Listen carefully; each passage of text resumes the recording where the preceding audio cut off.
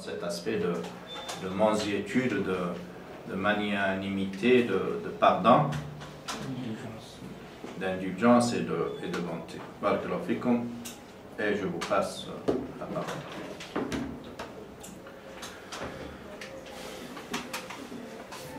À propos du verbe ja'a ou ya'ti, ata, je pense que, par exemple, dans l'exemple celui-là, c'est la même sourate An-Nur.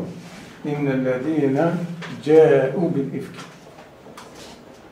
Et juste après, par l'explication, on comprend donc que la situation, en fait, c'est en apparence. En apparence. Donc, à travers le verbe, l'utilisation du verbe, subhanallah, on saisit un peu le sens du verset. À travers, puisqu'on a dit que ja'a plus positif, ata plus négatif. Et vous prétendez que le Hassalim ne médite pas le Coran, ne le contemple pas. Voilà, il vient de nous en faire une démonstration à temps réel. Non, enfin, je ne sais pas si vous avez compris la nuance, parce qu'il a dit ne vous méprenez pas sur la situation. En fait, en apparence, ça nous apparaît que c'est mal. L'histoire de Aïcha, mais en fait, l'enseignement qu'on va prendre, il est positif.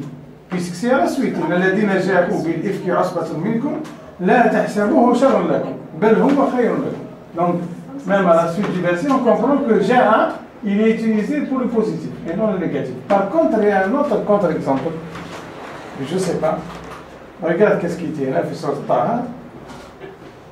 إنه من يأتي ربه مجرما.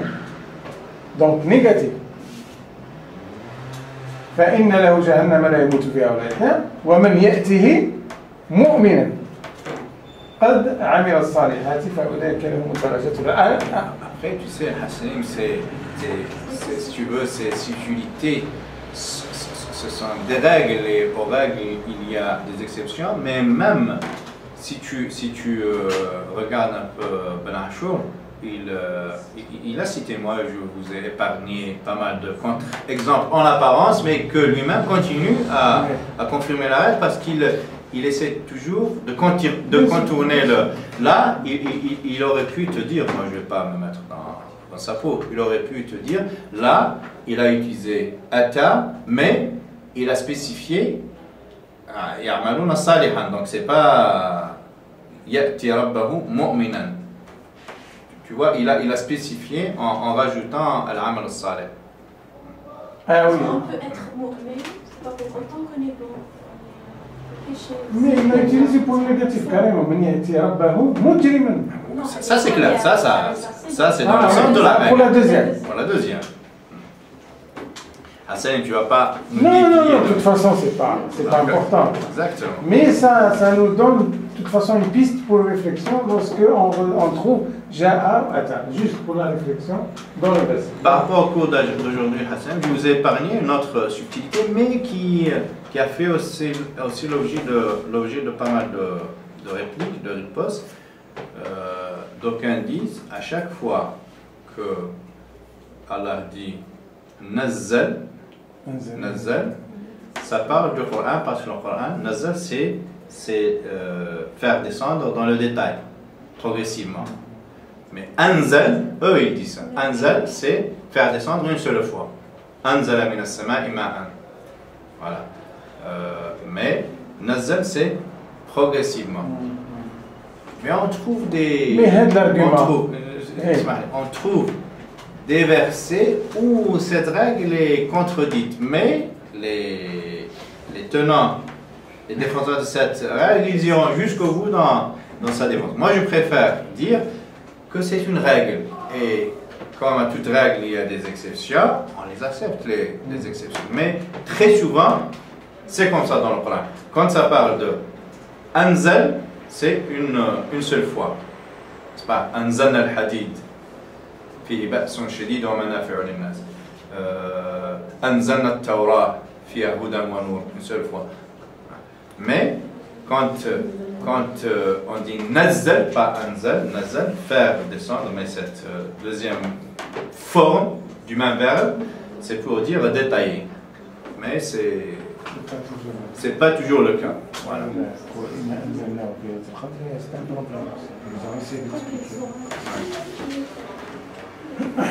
Je voulais rajouter un petit point concernant justement sur le cours, sur la progression que le bon Dieu a voulu vers le Coran. C'est que je pense qu'il a voulu que ce soit interactif. C'est-à-dire que pour chaque situation, il envoie en fait des versets pour que justement les gens qui vont recevoir le Coran, ils vont sentir que c'est quelque chose qui leur concerne. Généralement, quand c'est interactif, on a plus tendance de l'approprier et de le comprendre et de s'y intéresser tout simplement. Et donc, c'est une des volontés que le bon Dieu a, c'est parmi les volontés que le bon Dieu a souhaité sur cette progressivité. Voilà. Et deuxièmement, concernant justement parmi les injures que les mécréants ont fait pour le prophète, sallallahu alayhi wa sallam, c'est que ils ont dit qu'il était poète, sha'ir. Et justement, enfin, à l'époque de Rasul sallallahu alayhi wa sallam, la langue arabe, il avait un poids très très important. Et les gens qui avaient un poids, c'était des gens qui écrivaient de la poésie, tout ça. Et justement, Rasul sallallahu alayhi wa sallam, il n'a jamais fait ça. C'est tout simplement pour que les mécréants ne disent pas que le Coran fait partie de sa poésie et que c'est tout simplement, c'est pas la parole d'Allah subhanahu wa ta'ala, mais c'est que de la poésie de Rasul sallallahu alayhi wa sallam. Voilà. Vous pouvez préciser la vision des chiites par rapport à Aïcha? Juste pour information, parce que je ne connais pas du tout. En fait, il continue, soutenu par un certain nombre d'orientalistes, qui continuent à croire en cette connivence, ce complot qui a été intenté contre Ali par le triumvirat des 3 personnes. Vira, Omar,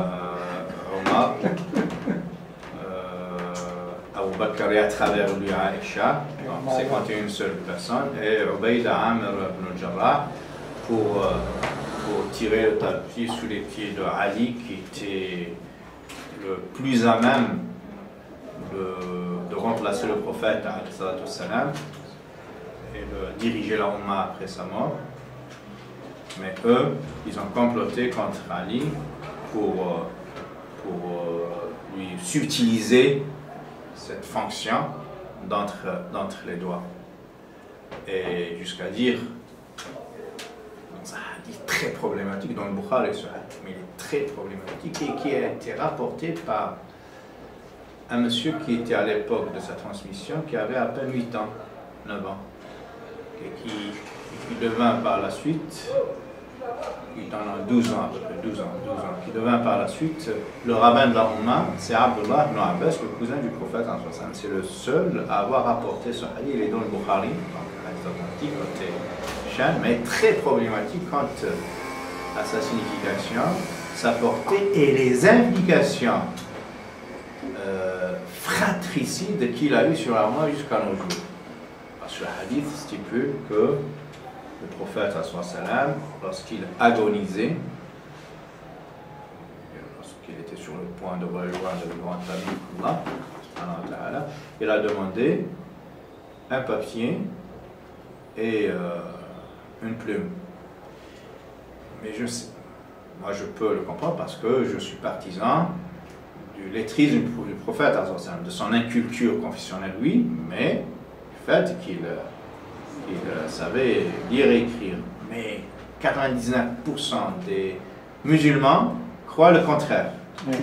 prenez n'importe quel livre, n'importe quel tafsir, c'est le cas, notre prophète ne savait ni lire ni écrire. Donc, ce hadith, normalement, il est censé être problématique pour la majorité des musulmans parce qu'il demandait, alors qu'il était agonisant, déjà très faible, ne pouvant pas bouger le petit doigt, comment allait-il faire pour écrire l'illettré dans son état? Lui-même, on lui attribuait, on lui a imputé l'illettrisme. Donc, il aurait demandé une plume, un encrier, pour leur écrire le livre après lequel ils ne s'égareront jamais. Et Tony, kitab, قلم أكتب لكم ما لن تضلوا به بعدي أبدا, aurait dit le professeur. Donnez-moi ces deux instruments et je vous écrirai le testament qui vous immunisera à jamais contre l'égarement, qui vous mettra en immunité éternelle contre l'égarement. Et Omar d'intervenir et dire non, ne donnez pas le papier, les deux instruments au prophète, parce que je ne le vois qu'agonir. Donc il est en train d'agonir et il ne réalisait pas ce qu'il disait. Voilà, c'est Omar qui aurait, toujours avec aurait, combien même ça y est dans le Bukhari, je continue à utiliser le conditionnel et le. Voilà. Donc, Omar aurait lâché que le prophète était en train d'agonir, lequel Omar, juste après sa mort, quand il a reçu l'information, il a pris son épée, il a menacé tout le monde. La première personne qui ose redire que le prophète est mort, je la décapiterai là. Donc il ne voyait pas venir la mort du prophète. Exactement, donc c'est une contradiction. Voilà. Mais cette histoire a lui imputé ce refus d'accorder au prophète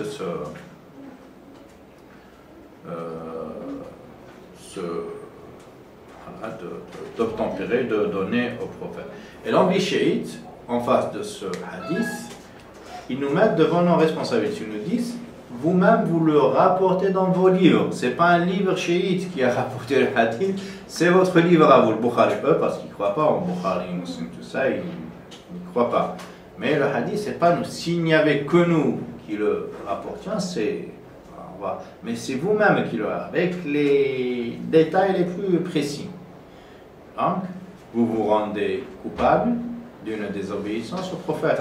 Il vous enjoint de lui donner un papier, un stylo, pour coucher noir sur blanc le successeur du prophète, successeur, non prophète bien sûr, hein, du prophète enceint, et vous ne lui accordez pas ce qu'il demande.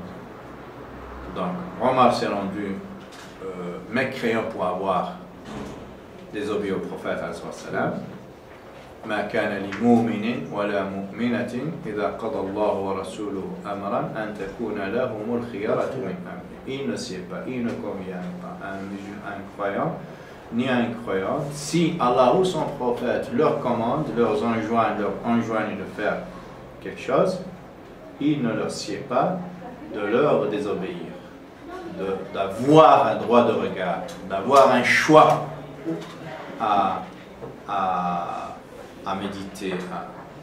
Là, les versets, toute la tradition du prophète juge la mécréance de Omar. Et les gens qui étaient présents, Abu Bakr, Aïcha, tout le monde, ils n'ont pas dit le mot. Donc ils s'étaient rendus coupables d'un acte de kufr, donc eux-mêmes, par voie de conséquence, sont devenus des impies, des mécréants. Donc toute l'assistance du prophète est mécréante. Voilà. Et tous ceux qui, a posteriori, ont eu cours de cet événement, qui a été rapporté, qui a dû être rapporté d'après eux par tout le monde qui était présent, tout le monde qui n'a pas bougé le petit doigt pour rectifier le cours de l'histoire seront coupables de kufr aussi, de désobéissance au prophète. Donc, toute la Ummah, à part les quelques éléments d'affirmés du prophète, Ali, Fatima et la descendance de Ali, de Fatima, Hassan, Hussein et toute la descendance. Voilà, c'est Hassan l'histoire du chiisme. Après, bien sûr, le début était simple. La déviation, elle était simple. Mais après, avec le temps, tu sais, je vous ai plusieurs fois dessiné la déviation au début. Au début, elle commence l'écart angulaire dans un angle, quelle que soit la petitesse de l'angle, 1 degré, 2 degrés. Au début, l'ouverture angulaire, elle est petite, mais avec le temps, quand on éloigne les deux côtés, les deux demi-droites constitutives de l'angle, plus on s'éloigne, plus l'ouverture angulaire, l'écart, plus l'angle, c'est le même angle, c'est la même mesure. 2 degrés, c'est 2. Mais tu vois, dans leur ramification les deux droites, après, une certaine distance, ça devient énorme. Voilà, ça commence petit. Elle commence petite la déviation, et avec le temps, d'autres éléments viennent se greffer, et surtout, la variante perse du chiisme, qui, elle, n'a jamais accepté d'être écrasée par les soldats de Dieu, par les chevaliers de Dieu, et dès le début, ils ont marié Mohammed ibn Hassan, Mohammed ibn Hanafiya. Ils lui ont donné une personne, voilà, d'après un certain nombre de commentateurs, les chiites, bien sûr, m'entendent, ils vont tomber dessus. C'était la première infiltration pour bien se saisir de ce conflit qui était réel à l'origine. Il y a les partisans de Ali qui étaient mécontents de ne pas voir Ali, le cousin du prophète, ce grand chevalier, investir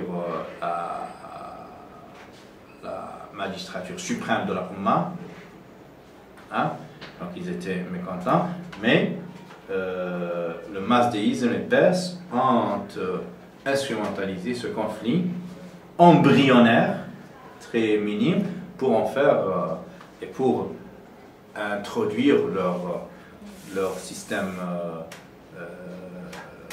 confessionnel, parce que chez les Perses, leur dignitaire, c'est le sang des dieux qui circulent dans leurs veines, les Sassanides. Si vous prenez sur Internet, Sassanides, leurs mythes, leurs légendes, hein, vous voyez ça.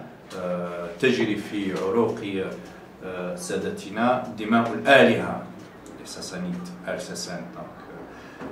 Et on trouve cette manière de voir la gouvernance, la dynastie gouvernante chez les chiites. Les chiites, le pouvoir n'est pas démocratique, n'est pas shura, comme le stipule le Coran, mais ça se transmet de Ali à Hussein, à Al-Baqir, à Mohammed al-Baqir, à Ja'far,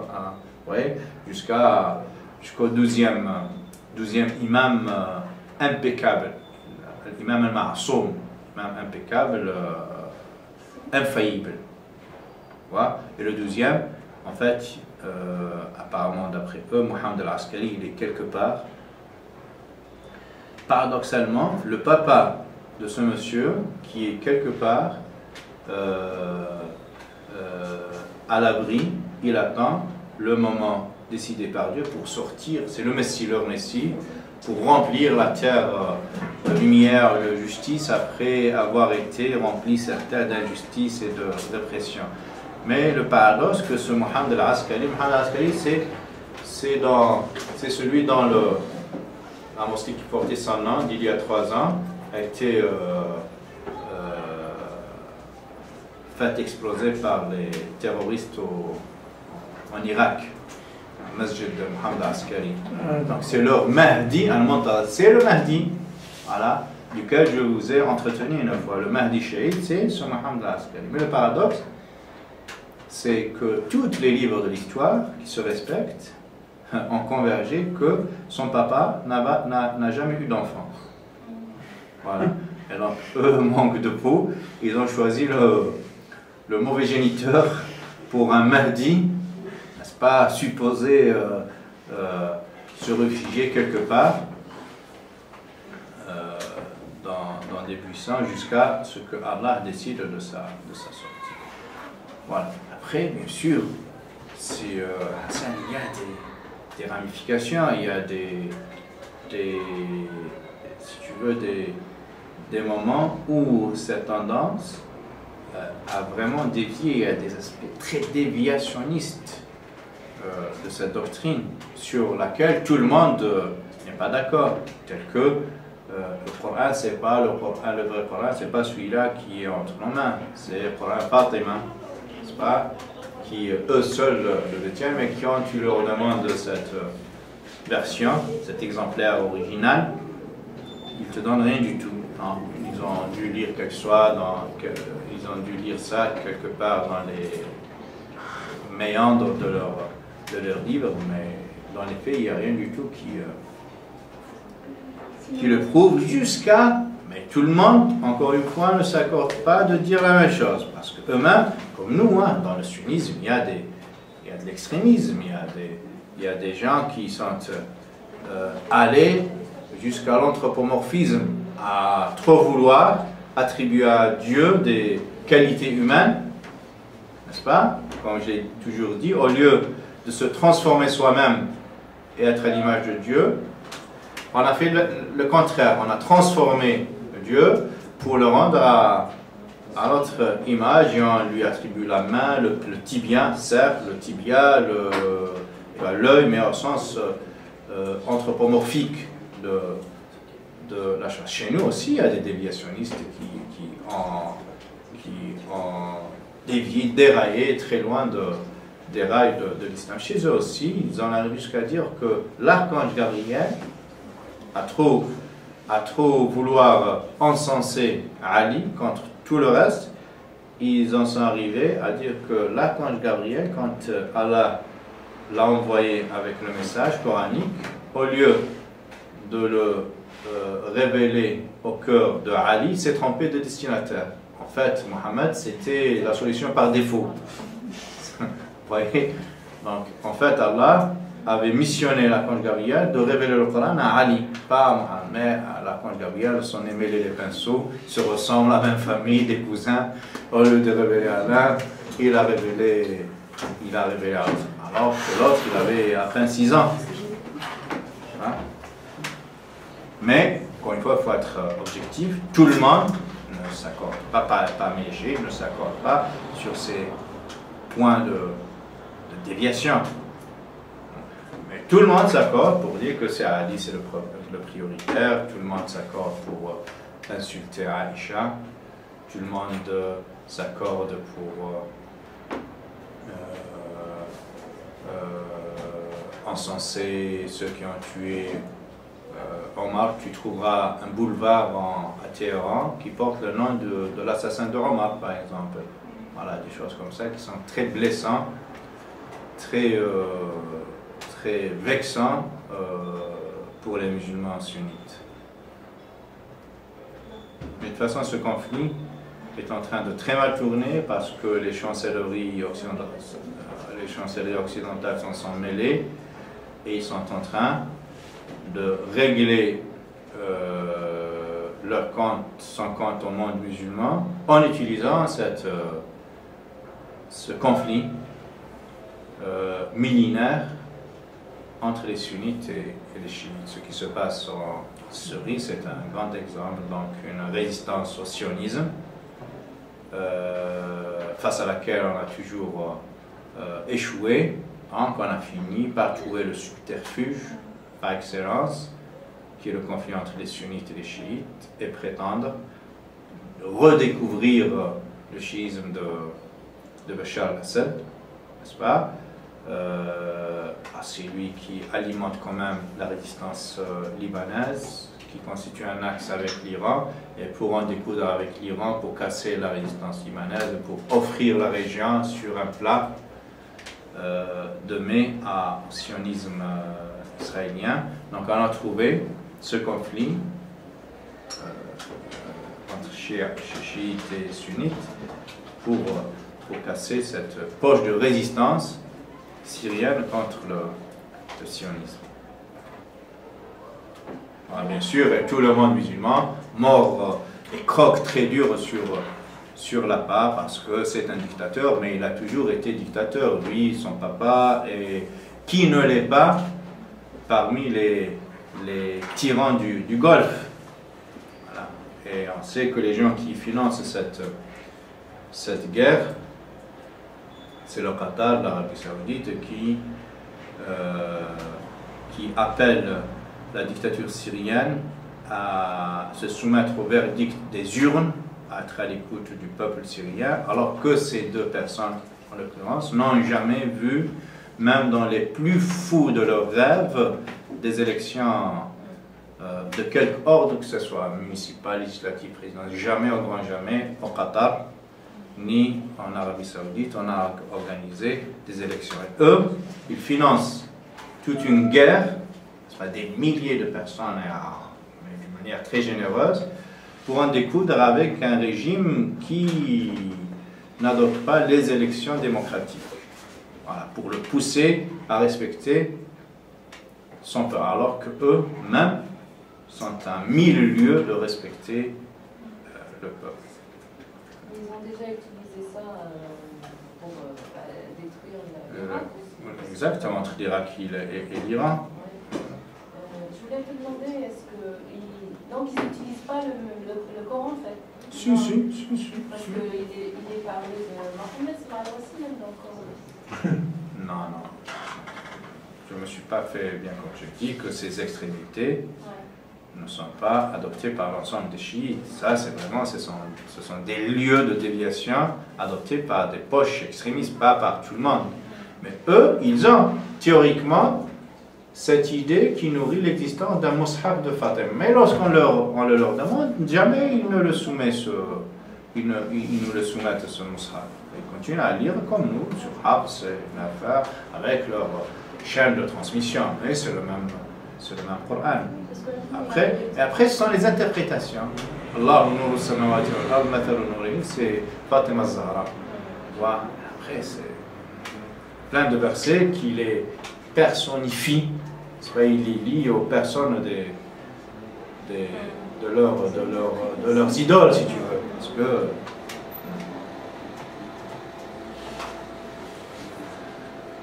on a mordu sur l'heure, on a dépassé de 10 minutes.